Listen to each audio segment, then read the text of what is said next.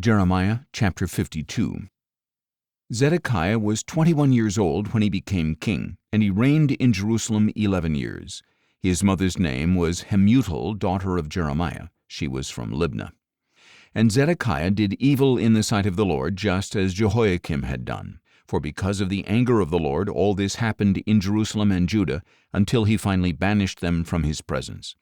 And Zedekiah also rebelled against the king of Babylon. So in the 9th year of Zedekiah's reign, on the 10th day of the 10th month, Nebuchadnezzar, king of Babylon, marched against Jerusalem with his entire army. They encamped outside the city and built a siege wall all around it, and the city was kept under siege until King Zedekiah's 11th year. By the 9th day of the 4th month, the famine in the city was so severe that the people of the land had no food. Then the city was breached, and though the Chaldeans had surrounded the city, all the men of war fled the city by night by way of the gate between the two walls near the king's garden. They headed toward the Arabah, but the army of the Chaldeans pursued the king and overtook Zedekiah in the plains of Jericho, and all his army was separated from him. The Chaldeans seized the king and brought him up to the king of Babylon at Riblah in the land of Hamath, where he pronounced judgment on Zedekiah. There at Riblah the king of Babylon slaughtered the sons of Zedekiah before his eyes, and he also killed all the officials of Judah.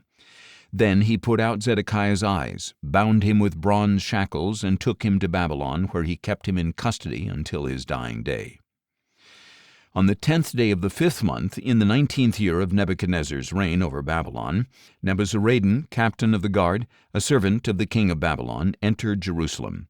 He burned down the house of the Lord, the royal palace, and all the houses of Jerusalem, every significant building.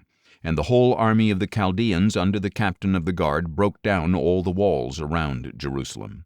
Then Nebuzaradan, captain of the guard, carried into exile some of the poorest people and those who remained in the city, along with the deserters who had defected to the king of Babylon and the rest of the craftsmen.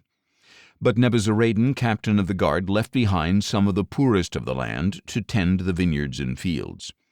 Moreover, the Chaldeans broke up the bronze pillars and stands and the bronze sea in the house of the Lord, and they carried all the bronze to Babylon. They also took away the pots, shovels, wick trimmers, sprinkling bowls, dishes, and all the articles of bronze used in the temple service. The captain of the guard also took away the basins, censers, sprinkling bowls, pots, lampstands, pans, and drink-offering bowls, anything made of pure gold or fine silver. As for the 2 pillars, the sea, the 12 bronze bulls under it, and the movable stands that King Solomon had made for the house of the Lord, the weight of the bronze from all these articles was beyond measure. Each pillar was 18 cubits tall and 12 cubits in circumference. Each was hollow, 4 fingers thick. The bronze capital atop one pillar was 5 cubits high, with a network of bronze pomegranates all around. The second pillar, with its pomegranates, was similar. Each capital had 96 pomegranates on the sides, and a total of 100 pomegranates were above the surrounding network. The captain of the guard also took away Seraiah the chief priest, Zephaniah the priest of second rank, and the 3 doorkeepers.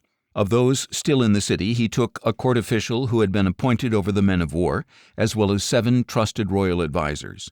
He also took the scribe of the captain of the army, who had enlisted the people of the land, and 60 men who were found in the city. Nebuzaradan, captain of the guard, took them and brought them to the king of Babylon at Riblah. There at Riblah, in the land of Hamath, the king of Babylon struck them down and put them to death. So Judah was taken into exile away from its own land. These are the people Nebuchadnezzar carried away. In the 7th year, 3,023 Jews.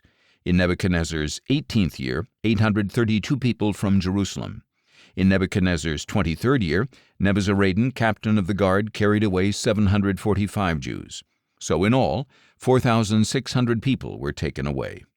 On the 25th day of the 12th month of the 37th year of the exile of Jehoiakim king of Judah, in the 1st year of the reign of Evil-Merodach king of Babylon, he pardoned Jehoiakim king of Judah and released him from prison.